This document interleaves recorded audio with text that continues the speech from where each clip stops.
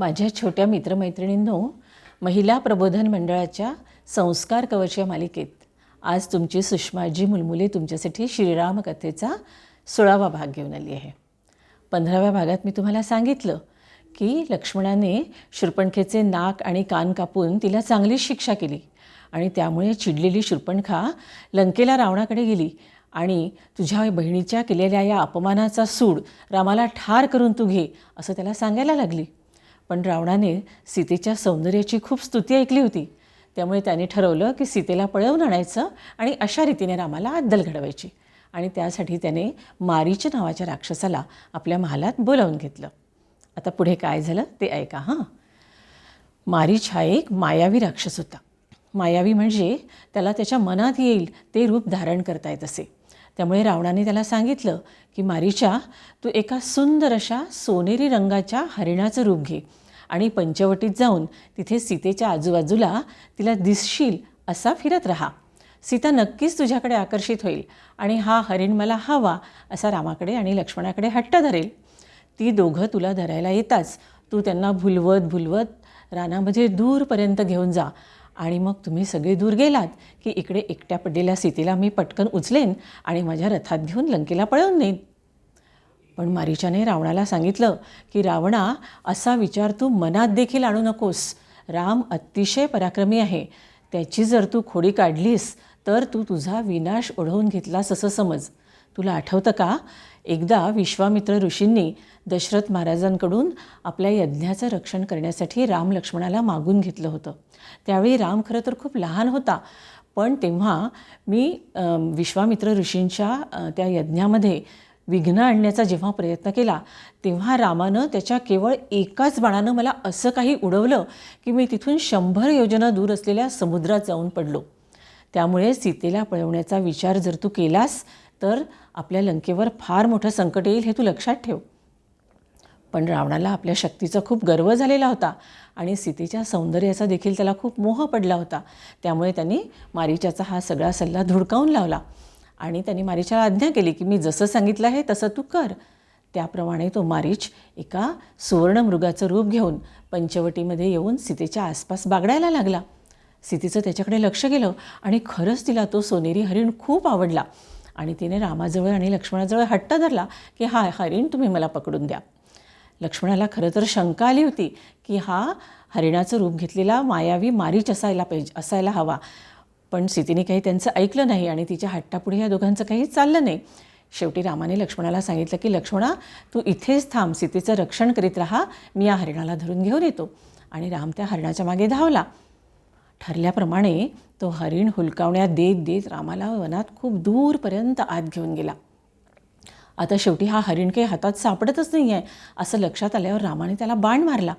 तो बाण छातीत शिरताच त्या मारीचाने अगदी हुबेहूब रामासारखा आवाज काढला आणि जोरात आरोळी ठोकली, लक्ष्मणा धाव, वाचव वाचव, लक्ष्मणा धाव, आणि स्वतःचे प्राण सोडले. इकडे सीतेने आणि लक्ष्मणाने रामाचा हा आवाज ऐकला. सीता खूप घाबरली आणि तिने लक्ष्मणाला आज्ञा केली की लक्ष्मणा, राम नक्कीच कुठल्या तरी संकटात सापडला आहे, त्यामुळे तू ताबडतोब त्याच्या मदतीसाठी जा. पण लक्ष्मण तिला म्हणाला की वहिनी, दादाने मला इथे तुझ्या रक्षणासाठी ठेवलेलं आहे, त्यामुळे त्याची आज्ञा मोडून आणि तुला इथे या जंगलामध्ये एकटी सोडून मी कुठेही जाणार नाही. हा नक्कीच राक्षसांचा काहीतरी डाव असला पाहिजे. पण सीता घाबरलेली होती, त्यामुळे तिला लक्ष्मणाचा खूप राग आला. ती त्याला म्हणाली की लक्ष्मणा, तुझं तुझ्या भावावर खरोखरं प्रेम आहे की नाही, की तो तुझा सावत्र भाऊ आहे म्हणून तू असा वागतो आहेस, की तुझ्या मनात माझ्याविषयी काही वाईट विचार आले आहेत म्हणून तू असा वागतो आहेस. हे ऐकून लक्ष्मणाला खूप दुःख झालं. तो म्हणाला की वहिनी, तुझ्या मनात असा विचार आला तरी कसा, पण ठीक आहे, तुझी आज्ञा आहे तेव्हा मी दादाच्या मदतीला जातो.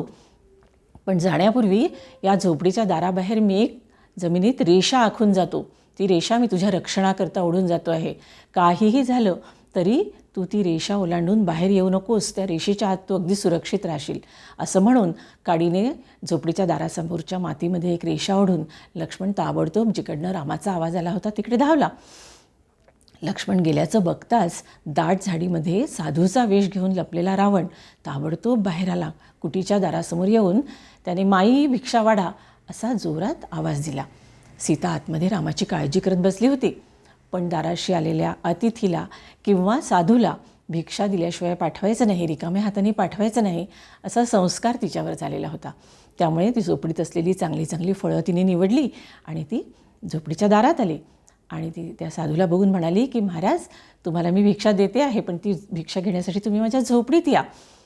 पण रावणाने बघितलं होतं की लक्ष्मण झोपडीच्या बाहेर एक रेषा ओढून गेलेला आहे आणि ही रेषा नक्कीच साधीसुधी नाही, ही त्यांनी काहीतरी सीतेच्या रक्षणासाठी केलेली योजना आहे. त्यामुळे रावण तिला म्हणाला की माई, आम्ही साधू आहोत, आम्ही काही कुणाच्या घरामध्ये प्रवेश करीत नसतो, तेव्हा तू बाहेर येऊन मला ही भिक्षा वाढ. आता सीतेचा नाईलाज झाला आणि तिला वाटलं की हा एक साधा साधू तर आहे, त्यामुळे तिने ती रेषा ओलांडली आणि त्या साधूला भिक्षा घालायला त्याच्या जवळ आली. रावणाने ताबडतोब त्या साधूचा वेश टाकून दिला आणि 10 तोंडाचा असा तो महाभयंकर रावण तिच्यापुढे उभा झाला आणि त्याने झटकन तिला आपल्या हातामध्ये धरलं. त्याबरोबर सीता घाबरली आणि जोराने ओरडायला लागली. रावणाने तिला आपल्या रथात घातलं आणि आता तो तिला पळवून नेणार. तेव्हा सीता आक्रोश करायला लागली, रामा धावा, लक्ष्मणा धावा, वाचवा. सीतेचा हा आक्रोश ऐकून जवळच असलेला जटायू धावत आला आणि त्याने रावणावर झेप घेतली. आपल्या तीक्ष्ण नखांनी त्यांनी रावणाला ठिकठिकाणी खूप जखमा केल्या, खूप ओरबाडलं. रावणाचं धनुष्य तोडून टाकलं, रावणाचा रथ मोडून टाकला. पण जटायू आता म्हातारा झालेला होता. रावणाच्या शक्तीपुढे त्याचा फार काळ टिकाव लागला नाही आणि रावणाने त्याला हातात धरून त्याचे दोन्ही पंख आणि त्याचे पाय छाटून टाकले. बिचारा जटायू रक्तबंबाळ होऊन जमिनीवर पडला. इकडे रावणाने सीतेला ताबडतोब रथ मोडलेला होता, त्यामुळे त्याने तिला ताबडतोब आपल्या हातांमध्ये धरलं आणि आकाशात उड्डाण केलं आणि आकाशमार्गानं तो अगदी वेगाने तिला लंकेकडे घेऊन निघाला. बालमित्रांनो, आज आपण इथंच थांबूया. पुढे काय झालं ते मी तुम्हाला पुढच्या भागात सांगेन. आणि आता पावसाळा सुरू झालेला आहे आणि तुम्हाला माहिती आहे की वृक्षारोपणासाठी पावसाळा हा सगळ्यात उत्तम ऋतू आहे. त्यामुळे या दिवसांमध्ये एखादं तरी झाड मी लावेन असा संकल्प तुम्ही करा. आणि नुसतं झाड लावून होत नसतं बरं का. पावसाळा संपला की नियमित त्या झाडाला पाणी द्यायचं असतं, त्याची काळजी घ्यायची असते, म्हणजे ती झाडं जगतात, मोठी होतात आणि मग आपल्याला खूप सावली देतात. चला तर आता माझ्याबरोबर म्हणा, जय जय जय जय जय श्रीराम.